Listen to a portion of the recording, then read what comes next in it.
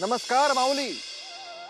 छत्रपती शिवाजी महाराजांनी मराठी साम्राज्याची मुहूर्त मेढ रोवली आणि पेशव्यांनी हे मराठा साम्राज्य अटके पार नेलं आणि मराठीला एक राजाश्रय मिळाला.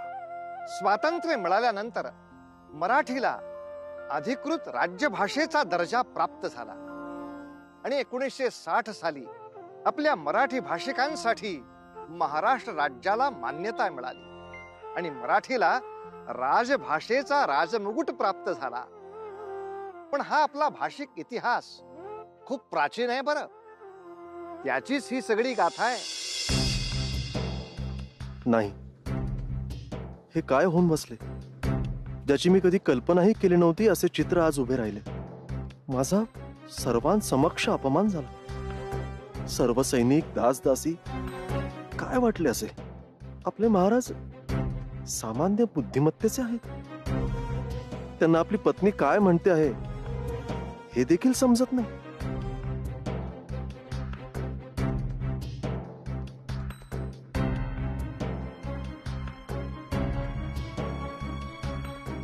काय झाले महाराज?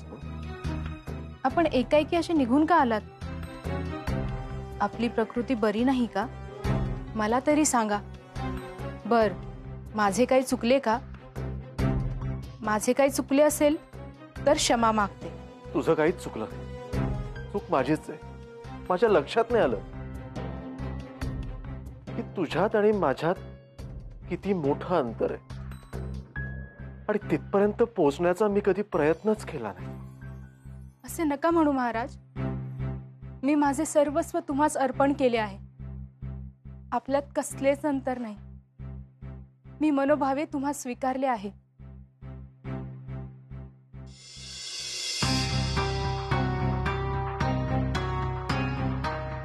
नाही, कशी स्वीकारशील?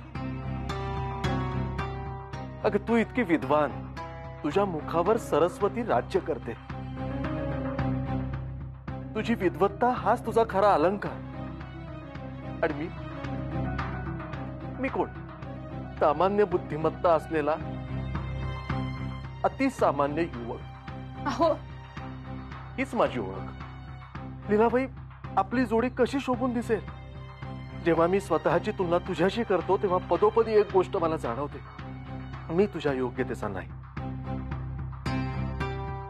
आणि ही सल माझ्या मनात कायम राहील. अहो, असे नका बोलू महाराज. माझ्यावर आभाळ कोसळेल जर मी असा विचार जरी केला तर. आणि तुम्हाला असे का वाटते की तुम्ही माझ्या योग्यतेचे नाही आहात? तुम्ही हे संपूर्ण राज्य तुमच्या बळावर उभारले. त्याचा विस्तार तुमच्या तल्लख बुद्धिमत्तेने केला. शौर्य आणि पराक्रमाची सांगड घालत नवनवीन प्रदेश तुम्ही हस्तगत केले. आणखी काय कमी वाटते तुम्हास? उलट मला असे वाटते की आपल्यात असा कुठलाच गुण नाही ज्याने महाराजाला माझा अभिमान वाटावा. आणि आपण मात्र. लीलाबाई, तुझे चातुर्य ह्याच तुझ्या मधुरवाणीमध्ये बसलेले आहे. किती सहजपणे दाखवून दिलेस की माझ्यात काय चांगले आहे. परंतु याने माझे समाधान होणार नाही. माझ्या मनातील अपराध भाव जोवर कमी होणार नाही तोवर मला स्वस्थता लाभणार नाही. मला क्षमा कर. मी तुझा अपराधी. महाराज, महाराज, महाराज, माझे ऐका तर. महाराज,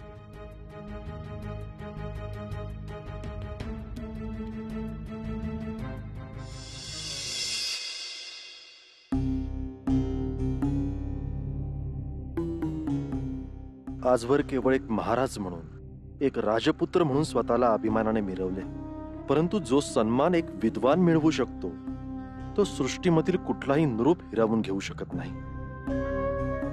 आणि मला लीलाबाईच्या डोळ्यात माझ्याप्रती असलेली ही घृणा जाणवते. तिने कितीही दाखवली नाही तरी हा तिचा चांगुलपणा आहे.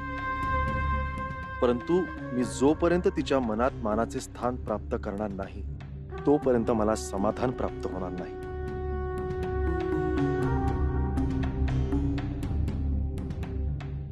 महाराज, महाराज, अहो इतक्या रात्री आपण इथं काय करताय? काही समस्या असेल तर आम्हाला सांगा. समस्या तर आहेच विजयानंद,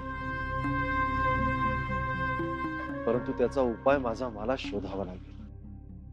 महाराज, अशी कुठली बिकट समस्या आहे? आम्ही निश्चित सहाय्य करू. कशात आणि कसे सहाय्य करू शकता?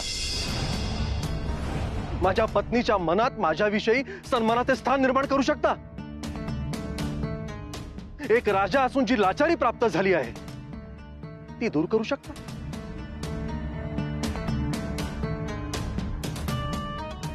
आजवर अनेक युद्ध जिंकले, अनेक लढाया अंगावर झेलून विजय प्राप्त केला, पण हे युद्ध माझ्याशीच आहे. महाराज, आपल्या बोलण्याचा रोख मला नक्कीच समजू शकतो, परंतु कदाचित आपल्याला जी परिस्थिती इतकी गंभीर वाटतेय प्रत्यक्षात तितकी परिस्थिती गंभीर नसेलही. त्याचे गांभीर्य मी जितके जाणतो तितके कोणीही जाणू शकत नाही. यावर आता माझ्याकडे एकच उपाय आहे. कोणता? मी संस्कृत भाषेत आणि सर्व विद्यांमध्ये पांडित्य अवगत करेन. कितीही कष्ट करावे लागले, कोणताही त्याग करावा लागला, तरीही देवी सरस्वतीला मी प्रसन्न करेनच. अहो महाराज, आपली ही प्रतिज्ञा वाटते तितकी सहज नाही. पांडित्य प्राप्त करणे म्हणजे अनेक वर्षांची तपश्चर्या करावी लागेल, इतर सर्व सुखाचा त्याग करावा लागेल आणि एकाग्र चित्ताने विद्यार्जन करावे लागेल. मी म्हणालो ना अमात्य, मी कोणत्याही कष्टांना सामोरं जाण्यास तयार आहे. महाराज, आपल्याला एक गोष्ट विसरून चालणार नाही की ज्या संस्कृत भाषेचा अभ्यास करण्याचा ध्यास तुम्ही घेऊ पाहत आहात ती भाषा आपली नाही, ती देववाणी आहे, देवभाषा आहे. ती भाषा आपल्यासारख्या मनुष्यांसाठी मुळीच नाही. नाही विजयानंद, ही आपण स्वतःला दिलेली कारणं आहेत. लीलाबाई आणि तिच्यासारखे विद्वान ही भाषा शिकलेच की. बर केवळ शिकले नाही तर त्यात त्यांनी प्रभुत्व मिळवले. मग आपल्याला का अशक्य आहे? महाराज, एक युक्तिवाद सांगतो. ही सृष्टी इतक्या विस्तीर्ण प्रदेशांमध्ये विभागली गेली आहे की प्रत्येक प्रदेशाची व्यक्त होण्याची भाषा एक राहिलीच नाही. वैविध्याला जन्माला यावेच लागले. म्हणजे तुम्हाला असे म्हणायचे आहे की व्यक्त होण्यासाठी केवळ संस्कृत भाषेचाच आधार घेतला जात नाही, तर प्रत्येक ठिकाणी जी प्राकृत भाषा आहे तिचा वापर केला जातो. हेच सत्य आहे. शेवटी मनातील विचार महत्वाचे.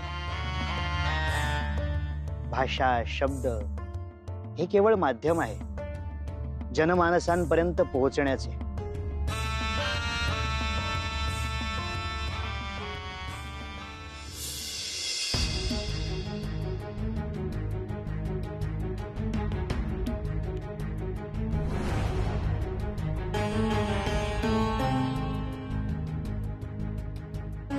लीलाबाई, लीलाबाई, अगं कुठे ध्यान आहे तुझे? किती मोठा अपघात घडणार होता आता. जो अग्नी अंधकार नाहीसा करतो तो आपले आयुष्य देखील उद्ध्वस्त करू शकतो, हे विसरून चालणार नाही. क्षमा असावी राजमाता, परंतु मला असे वाटते माझ्या मनातील अपराधी भाव मला शांत होऊ देणार नाही, आणि तीच सर मला जाणीव करून देते की माझे वर्तन कसे अयोग्य होते, आणि कदाचित हाच अपघात त्याचे फळ असावे, त्याची शिक्षा असावी. नेमके काय घडले आहे? अक्षम्य असा अपराध घडला आहे माझ्या हातून. काही दिवसांपूर्वी मी व महाराज आम्ही दोघे जलक्रीडेचा आनंद घेत होतो. त्या दरम्यान महाराज, मा उदके मोदके.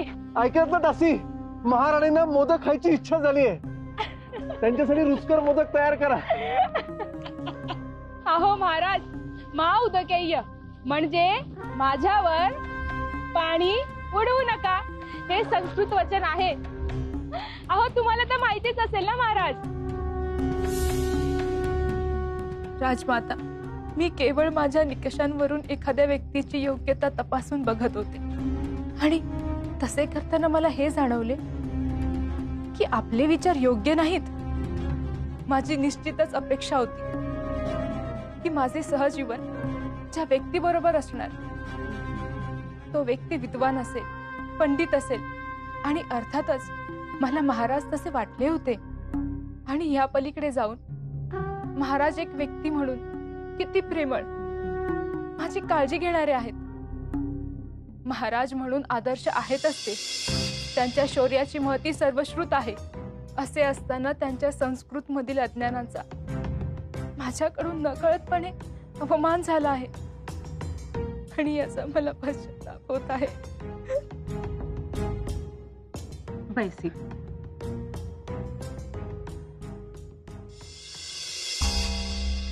पुत्री, मी तुझी अवस्था समजू शकते. अगं पण जे काही घडले ते अनवधानाने घडले आहे आणि मग असे असताना इतकी चिंता का बाळगावी? कारण राजमाता, त्या दिवसापासून महाराज माझ्यापासून पूर्णतः लांब गेलेले दिसत आहेत. आमच्यात एक मानसिक अंतर निर्माण झालेले आहे. ते स्वतःच्या कोशात गेले आहेत आणि यास मीच कारणीभूत आहे. नाही, असे काही म्हणू नकोस. मला वाटते काळ हे सर्वोत्तम औषध आहे या समस्येवर. हळूहळू सारे काही सुरळीत होईल. विजयानंद, मला हे पटते आहे. प्रत्येकाची व्यक्त होण्याची भाषा वेगळी असू शकते, असेलच. आपल्या राज्यात जर त्याचे दाखले मिळाले तर मला त्याचा अभ्यास करायचा आहे. महाराज, आपण आपल्या राज्यातील विविध विद्यालये, आश्रम, वेदपठण शाळा या ठिकाणी जाऊन तिथल्या भाषांचा अभ्यास करू शकतो. आपली प्रजा दैनंदिन आयुष्यामध्ये कुठल्या भाषेत संवाद साधते त्या भाषांचा देखील आपल्याला अभ्यास करता येऊ शकतो. कल्पना उत्तम आहे, परंतु इतकेच करून आपल्याला भागणार नाही. विविध प्रदेशातील मनुष्यांच्या व्यक्त होण्याच्या भाषा जाणून घ्यायला हव्यात. अनेक प्रकारच्या मनुष्यांना आपल्याला भेटायला हवे. म्हणजे महाराज, आपण अशा अनेक प्रदेशामध्ये जाऊन त्यांची भेट घेणार? होय. भाषा शिकणे, तिचे अवलोकन करणे, तिच्यावर प्रभुत्व मिळवणे हे आपल्याला आवश्यक आहे. त्यासाठी आपल्याला देशाटन करावे लागेल असे मला स्पष्ट दिसते आहे. कुठलीही भाषा ही केवळ राजभाषा न राहता ती लोकभाषा व्हायला हवी. त्यासाठी मी प्रयत्न करेन. अगदी कानाकोपऱ्यात जाऊन आपल्या भाषेचा प्रचार करावा आणि ही एक राजा आज्ञा आहे असे समजून तिचे पालन करावे. विजयानंद, देशाटन करण्यासाठी सुसज्ज व्हा. तशी आज्ञा महाराज. चला.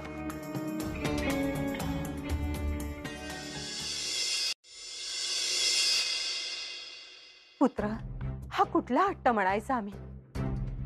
आता कुठे तुमच्या व लीलाबाईच्या आयुष्यातील नवीन पर्व प्रारंभित झाले आहे आणि असे असताना तुम्ही देशाटन करण्यास जाण्याचा निर्णय घेतला म्हणजे?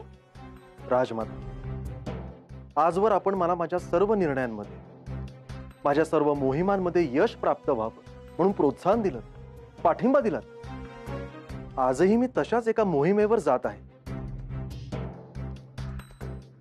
आणि आपण मला थांबवत आहात. कारण आजचा तुमचा हेतू हा काही प्राप्त करण्यासाठी किंवा जिंकण्यासाठी जाण्याचा नाहीये, तर त्याचे मूळ हे तुमचं दुखावलेले मन आहे आणि दुखावलेल्या मनाने घेतलेला निर्णय योग्य असेल असे नाहीये ना? महाराज, मी सर्वांसमक्ष आपली क्षमा मागते. माझ्या मनात आपल्याला दुखावण्याचा हेतू कधीच नव्हता. अनावधानाने घडलेल्या अपघाताची अशी स्वतः शिक्षा का करून घेत आहात? चूक माझी आहे. लीलाबाई, चूक कोणाची हा आता प्रश्नच उरलेला नाही. जे काही घडले ते अनावधानाने देखील नाही, हे नियतीने घडवून आणले. मी स्वतःला विनाकारण महत्व देत होतो. आपण महाराज आहोत असे मिरवत होतो. परंतु त्या एका प्रसंगाने माझे पाय भूमीवर आणले. आता जोवर मी स्वतःच्या पायावर, स्वतःच्या बुद्धीच्या बळावर उभा राहत नाही, तोवर मी परतणार नाही. महाराज, पुनर्दर्शनाय अनुगृहीतोस्मि.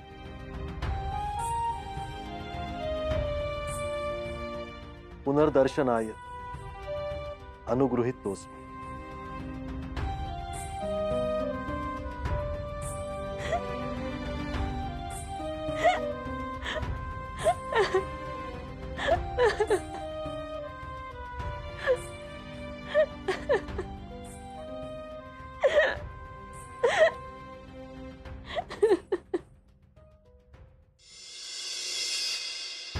पृथ्वीव्यां त्रीणि रत्नानि जलमन्नं सुभाषितम् मूढै पाषाणखंडेषु रत्नसंज्ञा प्रदीयते. याचा अर्थ असा आहे की पृथ्वीवर 3 रत्ने आहेत: जल, अन्न आणि चांगले वचन. पण मूर्ख लोक दगडाच्या तुकड्याला रत्न म्हणतात.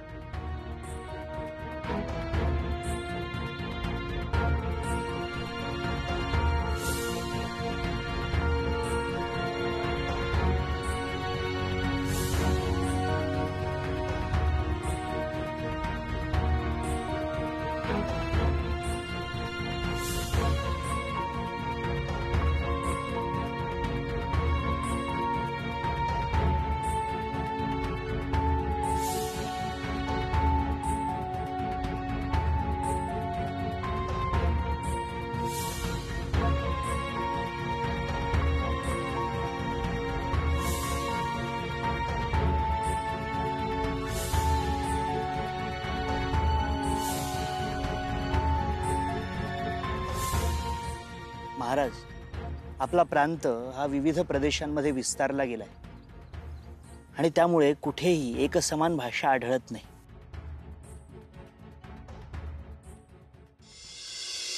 मंडळी, गाथा सप्तशती हा ग्रंथ इसवी सनाच्या पहिल्या शतकात लिहिला गेला. याचा अर्थ असा की ही भाषा या लिखाणाच्या अगोदर जवळजवळ 300 वर्ष या भूमीमध्ये अस्तित्वात होती. या ग्रंथातील वर्णन आजही मराठी लोकांच्या आचार विचारांशी आणि सध्याच्या संस्कृतीशी अत्यंत तंतोतंत जुळणारी आहे.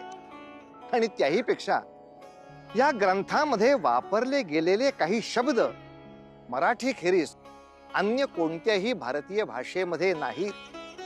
असो, या ग्रंथाच्या उत्पत्तीविषयी आणखीन जाणून घेऊया. पण तोवर उतू नका, मातू नका, घेतला वसा टाकू नका.